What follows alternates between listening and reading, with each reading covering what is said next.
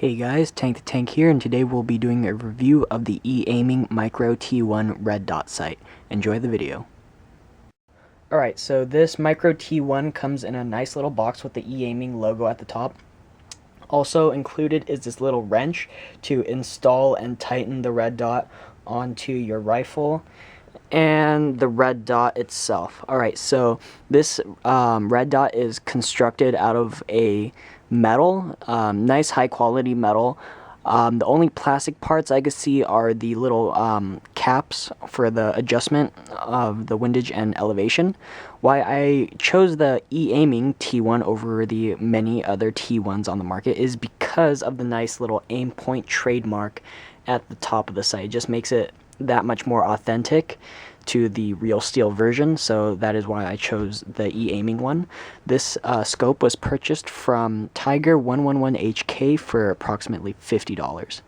So the paint is a little not as well done. All right, so you can see right here wherever you mostly touch the sight, so where the wrench makes contact with the nut, you can see right there that the paint's chipping a little bit, and on the little quick detach knob you can see paint's chipping just a little bit where you mostly touch it. But besides that, as long as you do not bump the sight up against anything, the paint will stay intact. So you can see everywhere around the sight that it's pretty much still fully covered in paint. So that's one thing to keep in mind, that the paint can easily chip. All right, so this sight is both red and green dot sight, and it has 5 levels of intensity for each color. So it has 5 levels of brightness for green and 5 levels of brightness for red. This Micro T1 takes CR1632 style batteries. Keep in mind that every manufacturer uses different style batteries for their T1, so if you buy one other than EAiming, it might use a different style battery other than the 1632. Adjusting the windage and elevation on this sight is insanely simple because the caps covering the knobs are actually tools. You can see right here that there's 2 little notches at the top of the cap, and you use that to align it with the 2 holes in the screw, and you just twist left or right and it will adjust the windage and elevation. So no more bringing quarters or screwdrivers to the field with you. All you need to do is unscrew the cap and you have an instant adjustment tool. Installing and uninstalling this Micro T1 is very simple. All you need to do is pull back on the little locking lever and pull away from the sight, and now you can instantly remove your red dot from your Picatinny rails. And installing is just the opposite. Simply find the notch where it locks in, push the knob back, and lock it into place. Be sure to tighten the nut all the way so it is secured to the max onto your rifle. And here is what the sight looks like looking down the aperture. This is where we're going to get into the pros and cons of using this sight. Compared to a regular Holo sight, the aperture of this sight is considerably smaller.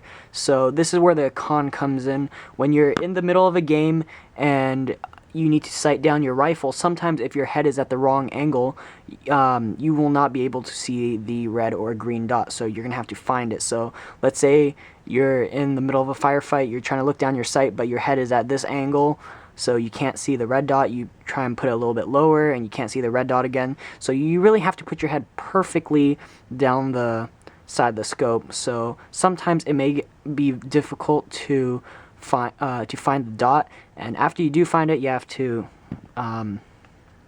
align the dot with your target. So it can take a little bit time to get used to aiming down this red dot. So this is why I kind of prefer a holographic sight over the Micro T1.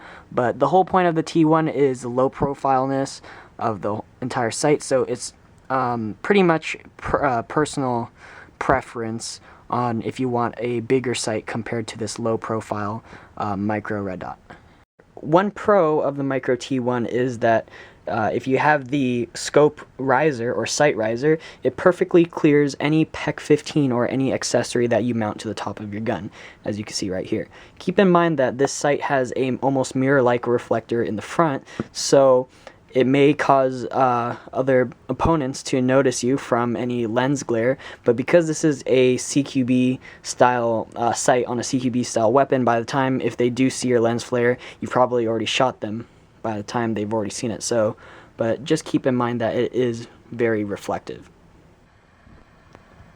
Alright guys, so that concludes the review of the EAiming Micro T-1 Red Dot sight. If you have any further questions on the sight, please leave a comment below. If you like these reviews and you found them informative, please subscribe to my channel as I do these reviews all the time. So thanks again for watching, guys. Throw in a like, and I'll see you guys on the field.